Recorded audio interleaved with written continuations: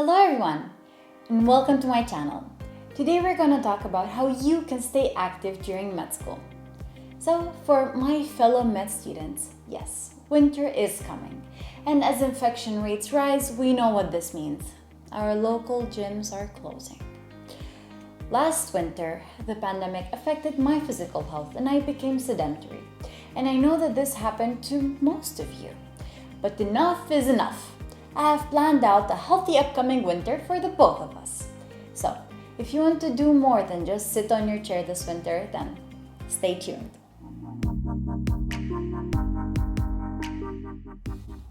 Last winter, I gave you my heart. No. Last winter, I gained some weight.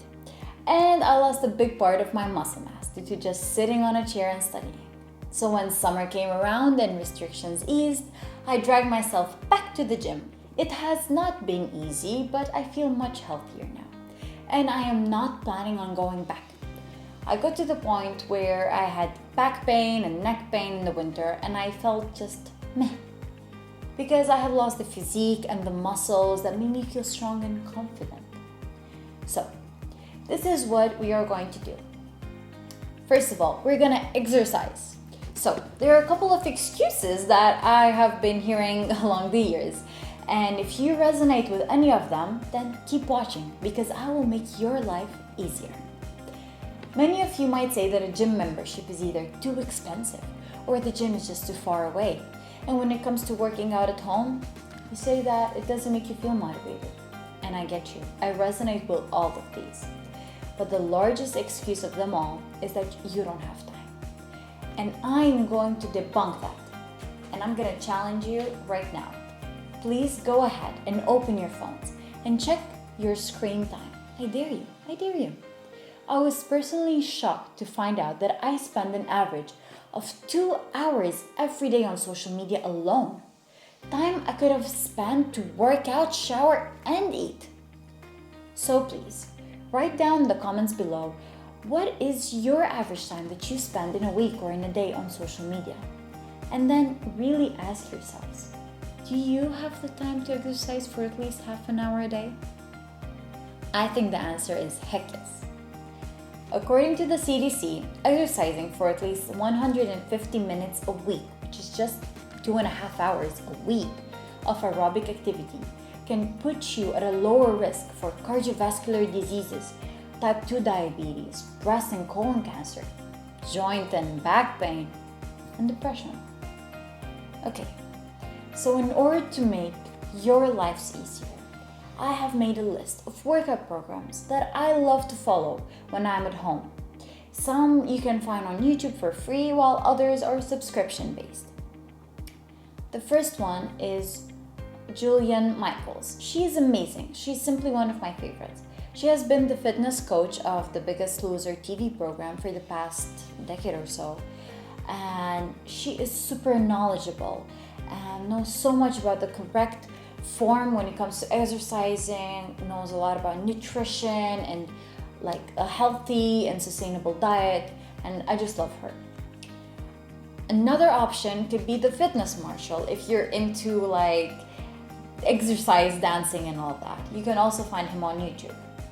There's also Thenx, which he is like a lot more calisthenics oriented, but he's pretty cool, and what I like about him is that you don't need equipment to do his workouts.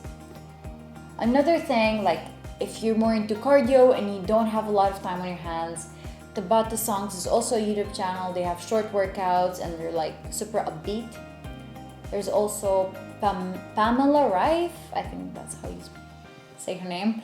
I really like her also. She's German and she has a wide variety of workouts, and I really like her like happy personality and the workouts that she has. There's also the Nike Training Club app, which is available for everybody.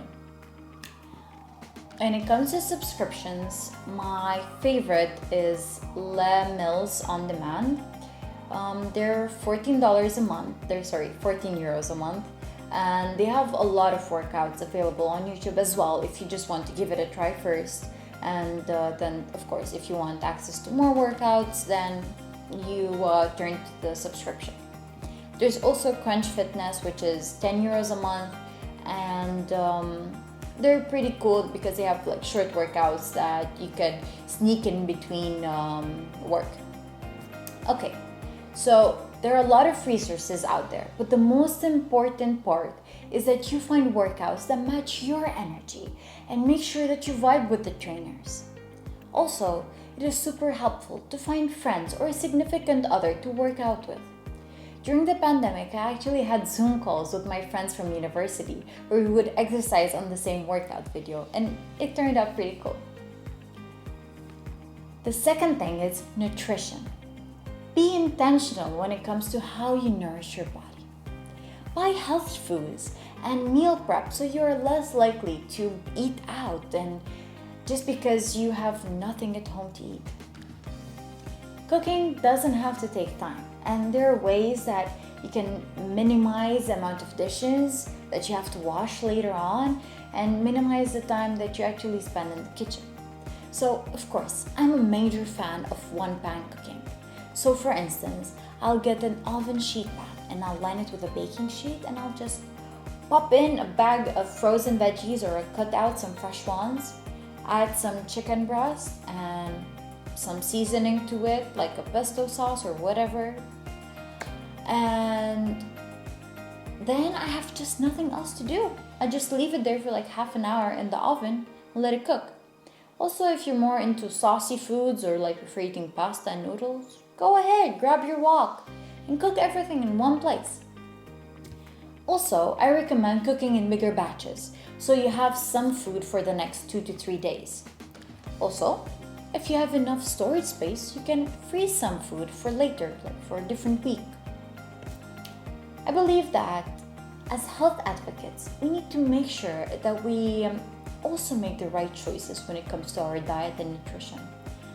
And of course, these stuff don't only apply to our patients. Number 3, reorganizing your kitchen. When you enter your kitchen while you're feeling snackish, you will look around and probably eat the first thing that you see. And we all know that if your healthy food is hidden away and your sugary snacks are on the counter, you will eat that biscuit. And you won't stop there. No. You'll eat another 3 just because it's there. So, this is how I reorganize my kitchen in order to pick the healthier options first. The most obvious step is making it harder to reach your sugary snacks. You can do this by not purchasing them at all, just to begin with, or by shoving them down the lowest cabinet so that you have to struggle to actually get them. Another thing that I did was I placed my fruits in a basket on the kitchen counter. But I noticed that that was not enough. I was still kind of avoiding them. Partially, that was because I would say to myself, I have to wash them and then cut them and then eat them, and it was just too much of a hassle. So now, every time I come back from the grocery store, I take my fruits and place them in a large bowl. I batch wash them and then place them in the fruit basket, all nice and clean. It takes me just 5 minutes to batch wash them, and they're 5 minutes very well spent. Well, these are the tips and tricks I had to share with you. If you like this video, please don't forget to listen to your stethoscope as it tells you to like and subscribe. See you next week.